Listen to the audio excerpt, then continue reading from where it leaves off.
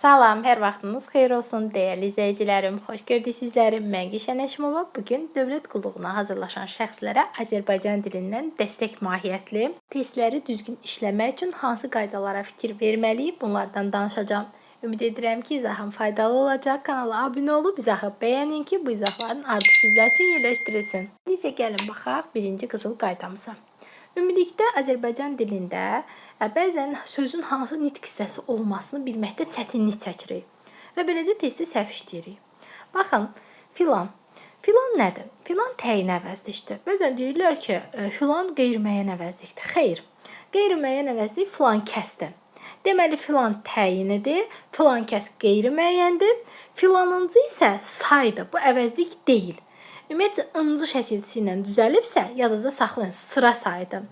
Incı şəkilçisi leksik şəkilçidir, bu sizə söz yaradıcılığında lazım olacaq. Leksik şəkilçidir, burada da sözün kökü filandır.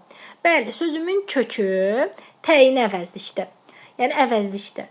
Amma əvəzlikdən say yaratmışıq. Hansı say? Sıra sayı. Təyin əvəzliyin də mahiyyəti nə idi? Əşyanı, varlığı ümumi şəkildə təyin edirdi. Bu da təyin əvəzliyidir. Biz də gördük ki, burada təyin əvəzlikdən sıra sayı yaranıb.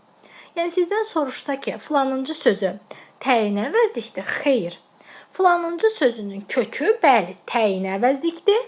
Təyin əvəzlikdən isə ıncı şəkilçi artırmaqla sıra sayı yaratmışıq. Yəni filanıncı sözü saydı, əvəzlik yox. Bəs kökü hansı nitq hissəsidir? Kökü əvəzlikdir, bəli.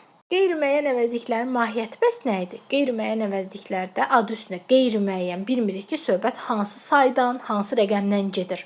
Burada bir növ belə deyim ki, rəqəm dedikdə, yəni şəxsdən gedir demək istədim. Eynən qeyri-müəyyən miqdar sayları da qeyri-müəyyən əvəzliklər kimidir.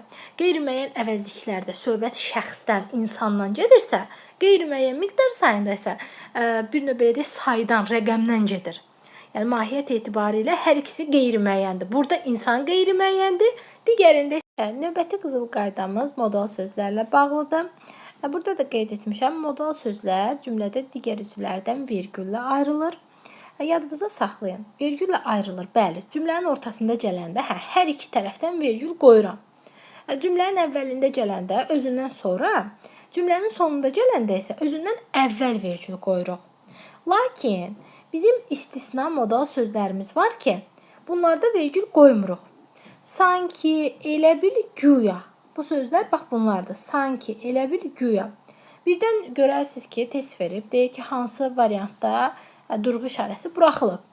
Orada sankini yazar, siz də deyərsiniz, sanki modal sözdə vergül olmalıydı. Xeyr. Xeyr, niyə görə? Ona görə ki, bu sözlər, yəni bu 3 dənə söz, sanki, elə bil, güya, həmçinin belə də ola bilər.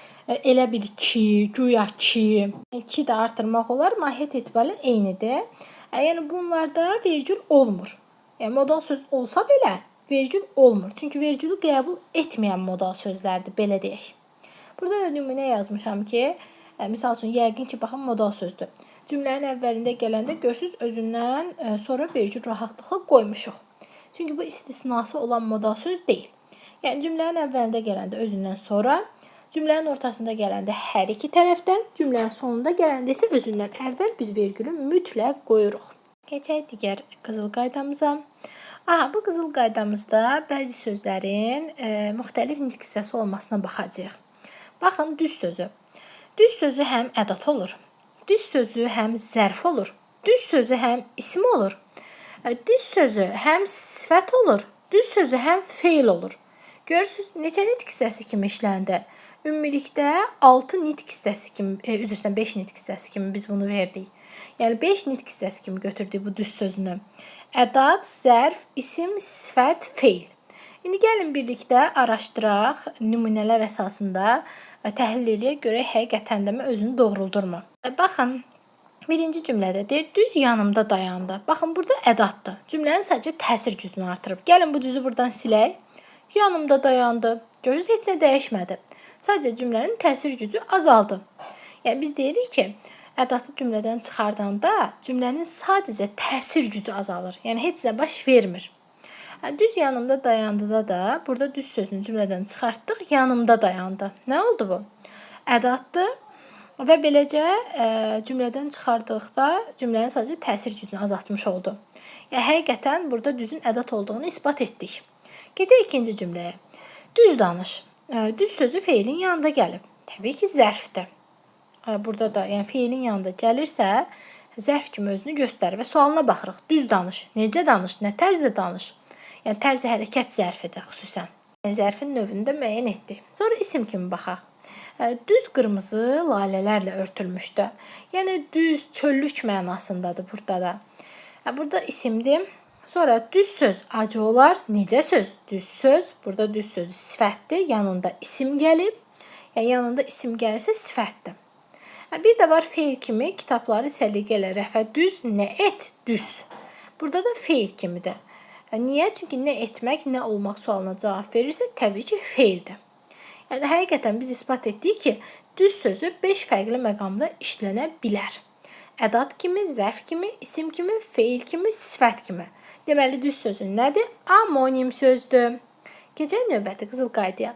Bir də qeyd edim ki, bizim ödənişsiz formada qızıl qaydalarla bağlı PDF-imiz var. Həmin PDF-i əldə etmək istəyirsinizsə, əlaqə nömrəmizə yaza bilərsiniz. İndi əlaqə nömrəmizi qeyd edirəm. Deməli, nömrəni ekranda qeyd etdim. 055 280 59 24. Bu nömrəyə yazaraqdan həm də dövlət qulluğu üzrə bizim Azərbaycan dili qruplarımıza da ödənişsiz qruplardan söhbət gedir, qoşula bilərsiniz. Yəni nömrəyə yazın ki, ödənişsiz qrupa əlavə edə bilərsinizmi?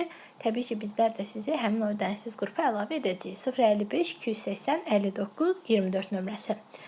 İndi keçək digər tapşırıqlara. Deməli, digər qızıl qaydamız toplu isimlərlə bağlıdır. Ümumiyyətlə, toplu isim nədir? Toplu isim deyəndə bir məfhumun çoxluğudur. Məsələn, əhali deyəndə burada nədən söhbət gedir? İnsanların çoxluğundan. Həmçinin cəmaət deyəndə də, məsələn, naxır, ilxı, sürü deyəndə nədən söhbət gedir? Təbii ki, heyvanlardan. Bir heyvanın çoxluğudur. Məsələn, ilxıda nə olur? At. Ancaq atın çoxluğudur. Görürsünüz? Yəni, yadınızda saxlayın. Toplu isimlər bir məfhumun çoxluğudur.